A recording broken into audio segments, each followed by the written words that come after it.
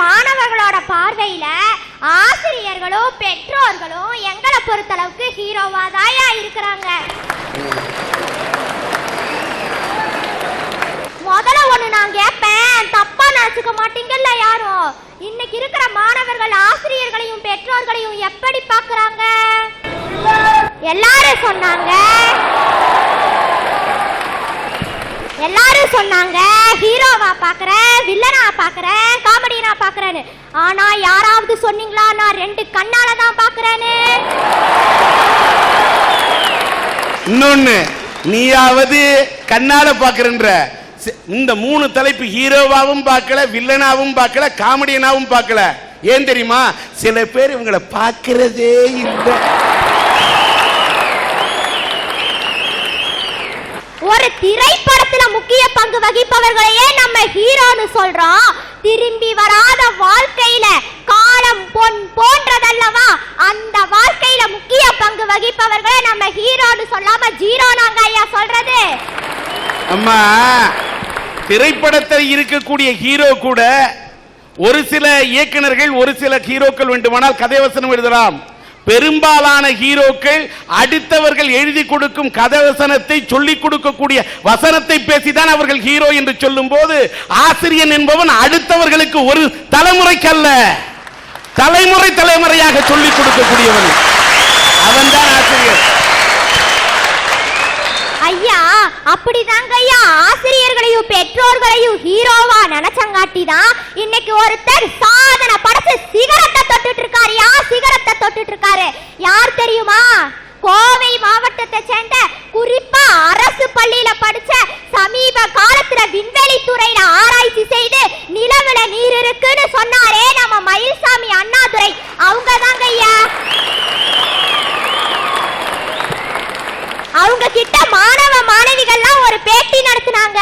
அப்போ ஒரு மாணவன் எழுந்து கேட்டான், ஐயா, ஒவ்வொரு திரைப்படத்திலையும் கதாநாயகன் சொல்லுவாங்க எங்க வெற்றிக்கு பின்னால ஒரு பொண்ணு இருக்கான்னு, அது போல உங்க வெற்றிக்கு பின்னால யாரு இருக்கா? மன்னிக்கணும், திரைப்பட கதாநாயகன் மட்டும் என்னுடைய வெற்றிக்கு பின்னால் பெண் இருக்கிறாள் என்று சொல்லவில்லை. வாழ்க்கையில் வென்றவர்கள், நின்றவர்கள், தனித்து நின்றவர்கள், அப்படிப்பட்டவர்கள் பலரும் தன்னுடைய வாழ்க்கையின் வெற்றிக்கு பின்னால் பெண் இருக்கிறார்கள் என்று சொல்லி இருக்கிறார்கள். உங்களுடைய கண்ணுக்கு திரைப்படம் மட்டும்தான் தெரிகிறது. திரையில் இருப்பதை மட்டும் பார்க்க கூடாது, தரையில் இருப்பதையும் பார்க்க வேண்டும். திரை என்பது கற்பனை, தரை என்பது மட்டுமே நிஜம். அப்படிதாங்க ஐயா. அவங்க கிட்ட கேட்டப்ப அவர் சொன்னாரு, என் வறுமை தம்பி, நானும் உன்ன போல வறுமையான குடும்பத்திலிருந்து வந்தவன் தான். அந்த வறுமையையும் பொருட்படுத்தாம என்ன பள்ளிக்கு அனுப்புனாங்களே எங்க தாய், அவங்க என் வெற்றிக்கு காரணம்னு சொன்னாரு. என் தாய் மட்டும் இல்லப்பா, நான் பள்ளிக்கு போனோனையும் எனக்கு ஆர்வம் எதுல இருக்கு, என் கவனம் எதுல சொல்லுதுன்னு சொல்லி அந்த விதத்துல கல்வி கற்றுக் கொடுத்தாங்களே எங்க ஆசிரியர்கள், அவங்க என் வெற்றிக்கு காரணம்னு சொன்னாரு. அவர் சொன்னதோட மட்டும் இல்லாம கிணத்து கிடவுல தாப்படிச்ச பள்ளியான அரசு பள்ளிக்கு போய் தனக்கு கற்பித்து கொடுத்த ஆசிரியர்கள் கால்ல விழுந்தாரியா.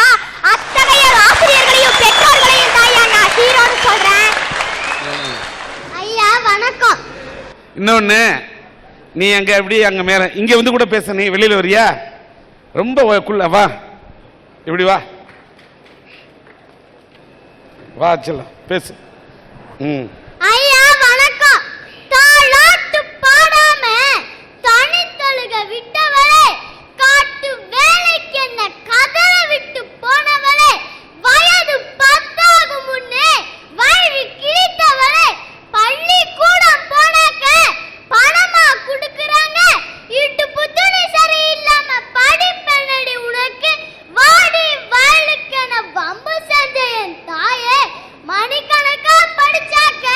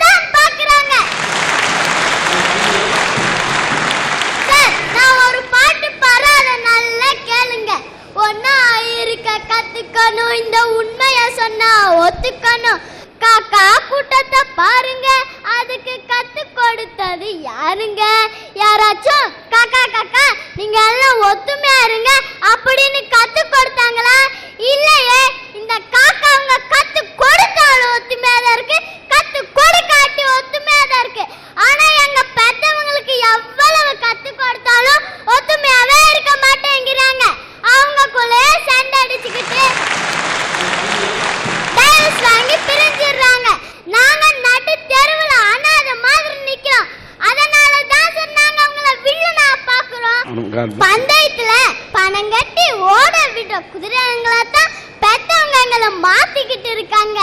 வாழ்க்கையில எந்த ஒரு நல்ல பண்பையும் அவங்க எங்களுக்கு கத்து தரதே இல்ல. மார்க் அதிகம் வாங்கிட்டா போதும்னு தான் அவங்க நினைக்கிறாங்க. 9 மணிக்கு ஆரம்பிக்கிற ஸ்கூலுக்கு 7 மணிக்கு எங்களை அனுப்பிடுறாங்க. 5 மணி நேரம் நாங்க படிக்கிறதுக்காக 4 மணி நேரம் பஸ்ல போறோம். அதுலயே நாங்க டயர்ட் ஆயிடுறோம். அதுவும் பெரிய பள்ளியில சேர்க்கிறாங்கிற பெருமையில பல கிலோமீட்டர் தூரத்துல இருக்கிற ஸ்கூல்ல எங்களை சேர்க்கிறாங்க சார். தூரத்துல இருக்கிற ஸ்கூல்ல சேர்த்ததுனால தானே சார் இப்போ கோயம்புத்தூர்ல 2 குழந்தைங்களை கொன்னாங்க. அந்த செல்வங்களை கொன்ன மனுஷங்கள ஒருத்தனை போலீஸ்காரங்க சுட்டு கொன்னுட்டாங்க சார். அவனை சுட்டு கொன்ன போலீஸ்காரங்களுக்கு நாம கை தட்டணும் சார்.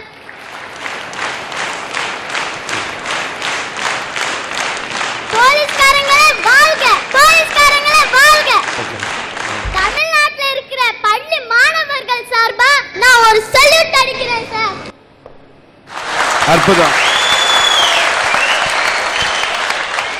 உயிரோடு இருக்கிற இன்னொருத்தனை நடு ரோட்ல நிக்க வச்சு கல்லால அடிச்சு கொல்லணும் சார். இல்லனா கொதிக்கிற எண்ணெயில போட்டு கொல்லணும் சார். எந்த அளவுக்கு நாட்டில் கொடுமை இன்றைக்கு தலைவிரித்து ஆடி இருந்தால் இன்னைக்கு பொதுமக்கள் சுட்டுக் கொன்றதற்கு கை தட்டுகிறார்கள் என்று சொன்னால் எந்த அளவுக்கு இன்றைக்கு மக்கள் வேதனைப்பட்டுக் கொண்டிருக்கிறார்கள் என்பதை மட்டும்தான் இந்த மேடையில் நடந்த இந்த நிகழ்ச்சி படம் பிடித்து காட்டுகிறது. நீ எல்லாருக்குமே சல்யூட் அடிச்ச. இந்த சின்ன வயதில் இந்த பெண்ணுக்கு நான் ஒரு சல்யூட் அடிக்கிறேன்.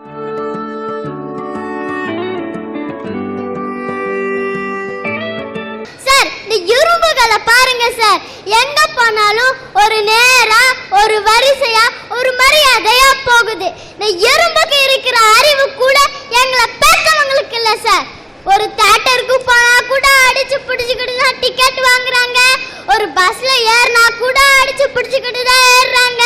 ஒரு ரேஷன் கடைக்கு போனா கூட அடிச்சு பிடிச்சுக்கிட்டு தான் நிக்கிறாங்க. இப்படி எங்க கண்ணு முன்னாடியே அவங்க நடந்துகிட்டு எங்களை மட்டும் நல்லா நடங்கன்னு எப்படி சார்? எங்களோட அப்பாவும் அம்மாவும் சண்டை போட்டுக்கிட்டு பேசாம இருக்கும்போது அவங்க கிட்ட வளர்ந்த நாங்க மட்டும் எப்படி சார் அன்பை கத்துக்க முடியும்?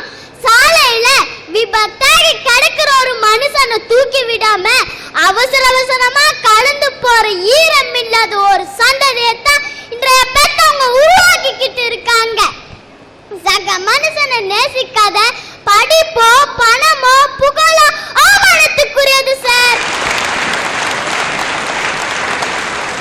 சார் எல்லா பெற்றோர்களும் நாங்க அப்படி ஆகணும் இப்படி ஆகணும் தான் நினைக்கிறாங்களே தவிர நாங்க ஒரு நல்ல மனுஷனா வளரணும் நினைக்கிறாங்களா சார்? ஒவ்வொரு குழந்தைக்கும் ரோல் மாடலா காந்தியும் நேருவும் பெரியாரும் காமராஜர்ல இருக்கணும்னு அவசியம்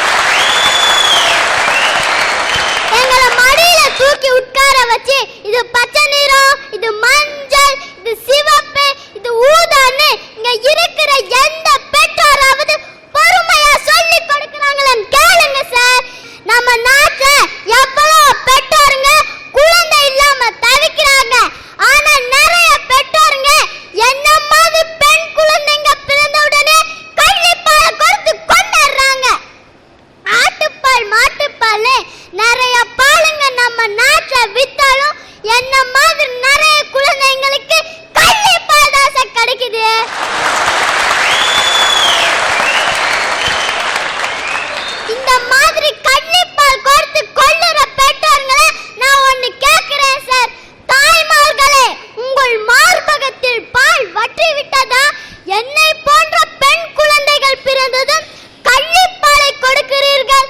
நீங்கள் எல்லாம் மடி நிறைய பால் இருந்தும் கண்டுக்கு தராத தருதலை பசுக்கள்.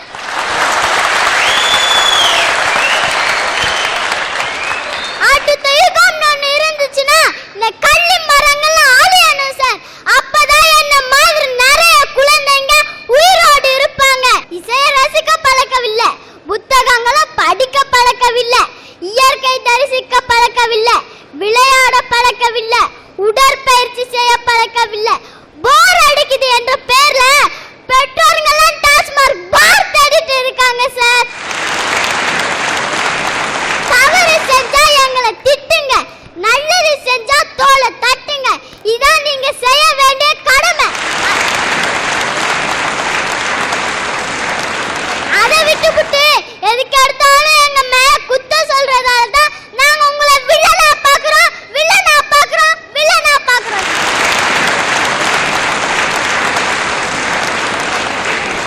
அற்புதமா பேசின இந்த குழந்தை பேசினதுல ஒன்னே ஒன்று மட்டும் தெரிஞ்சது. இந்த மாதிரி பெண் குழந்தை கூட பிறந்துட்டாக்கா சில தாய்மார்கள் கள்ளிப்பால் கொடுக்கிறார்கள் என்ற ஆதங்கத்தை இந்த குழந்தை வெளியிட்டது. ஆனால் இந்த குழந்தை படித்த படிப்பால், கொண்ட பிடிப்பால், பேச வேண்டும் என்ற துடிப்பால், அவர் கற்றது கல்விப்பால். அதனால் தான் இவர் இந்த வயதிலேயே அந்த கள்ளிப்பாலை பற்றி இவ்வளவு அற்புதமாக பேசினார். இந்த பெண்ணை நான் உண்மையிலேயே இந்த இளந்தளிரை மனதார பாராட்டுகிறேன். இப்படி கல்வியிலும் படிப்பிலும், இப்படி நாட்டுப்பற்றிலும், இந்த உலக நடப்பை பற்றியும் பிரியம் கொண்டிருக்கக்கூடிய இந்த பிரியதர்ஷினிக்கு சன் டிவியினுடைய அரட்டை அரங்கத்தின் சார்பிலும், நம்முடைய SRM பல்கலைக்கழகத்தின் சார்பிலும் இவர் மேலும் நன்றாக படித்து வாழ்க்கையிலே ஒரு நல்ல ஒரு மாணவியாக, இந்த நாட்டுக்கு ஒரு நல்ல பெண்ணாக, நாட்டுக்கு ஒரு கண்ணாக வர வேண்டும் என்பதற்காக 10,000 ரூபாய் காசோலையை இந்த பெண்ணுக்கு வழங்குகிறோம். ஓகே.